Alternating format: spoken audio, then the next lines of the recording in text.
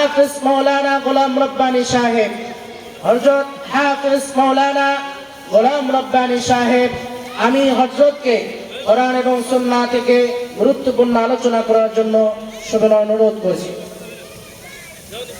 আসসালামু আলাইকুম ওয়া রাহমাতুল্লাহ। আসসালামু আলাইকুম ওয়া রাহমাতুল্লাহি ওয়া বারাকাতুহু। আলহামদুলিল্লাহ আলহামদুলিল্লাহি ওয়া কাফা ওয়া সালামুন আলা ইবাদিহিল্লাযিনা ইসতাফা, আম্মা বা'দ। আউযু বিল্লাহি মিনাশ শাইতানির রাজীম। বিসমিল্লাহির রাহমানির রহিম। ইন্না আ'তাইনাকাল কাউসার ফাসাল্লি লিরাব্বিকা ওয়ানহার ইন্না শানি'আকা হুয়াল আবতার। সাদাকাল্লাহু মাওলানাল আযীম।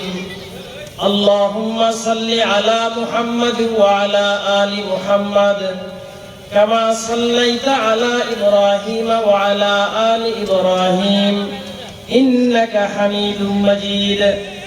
আল্লাহুম্মা বারিক আলা মুহাম্মাদ ওয়া আলা আলি মুহাম্মাদ কামা বারাকতা আলা ইব্রাহিম ওয়া আলা আলি ইব্রাহিম ইন্নাকা হামিদুম মাজিদ।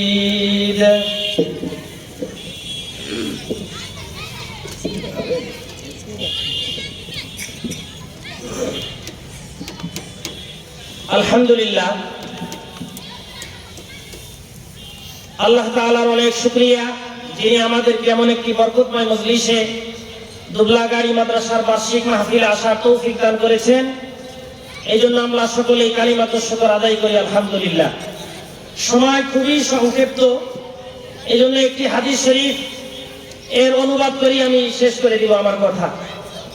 রাসূলুল্লাহ সাল্লাল্লাহু আলাইহি ওয়াসাল্লাম একটি হাদিস শরীফের মধ্যে ইরশাদ করেন, ইউশিকুল উমাম আন তাদাআ আলাইকুম কামা তাদাআল আকিলাতু ইলা কাসআতিহা। আল্লাহ রাসূল বলেন, এমন একটি সময় আসবে যে সময় অমুসলিমরা, ইসলাম বিদ্বেষীরা মুসলমানদেরকে ধ্বংস করার জন্য, মুসলমানদেরকে শেষ করার জন্য, তাদেরকে দুনিয়ার থেকে মুছে ফেলার জন্য এমন ভাবে পরস্পরকে ডাকাডাকি করবে যেরকম দস্তরখানের খানা শেষ করার জন্য, খানা খাওয়ার জন্য একজন আরেকজনকে ডাকাডাকি করে।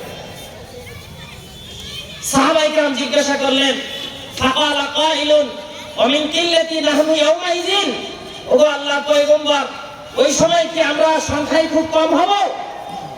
আল্লাহর নবী বলেন, বাল আনতুম ইয়াউমাইযিন কাসীর ওয়ালাকিন্নাকুম গুসাউন কা গুসাইস সাইল।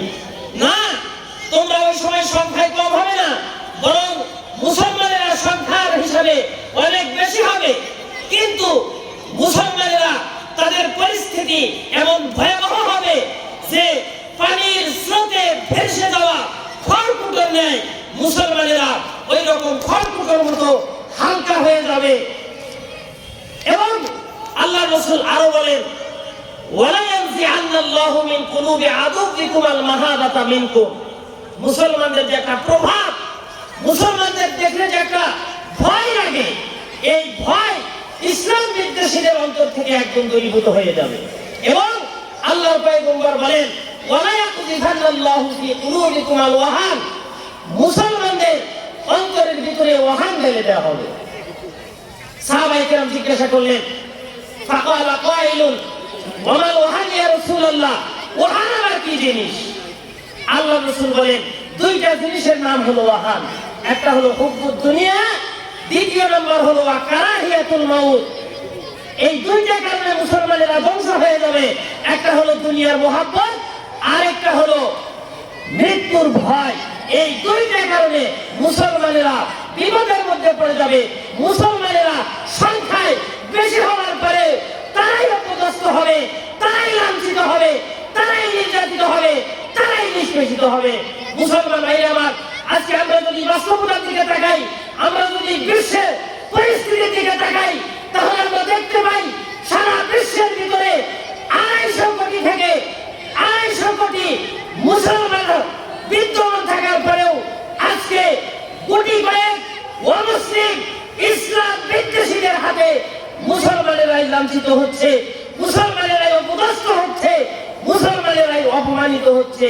এর কারণ আল্লাহর পয়গম্বর আজ থেকে প্রায় 1450 বছর আগে হাদিস শরীফের মধ্যে বলে দিয়েছেন, হুব্বুদ দুনিয়া ওয়া কারাহিয়াতুল মাউত, দুনিয়ার মহব্বত এবং মৃত্যুর ভয়, এই দুইটা কারণে মুসলমানের আজকে পদে পদে লাঞ্ছিত, অপমানিত, নির্যাতিত, নিষ্পেষিত হচ্ছে।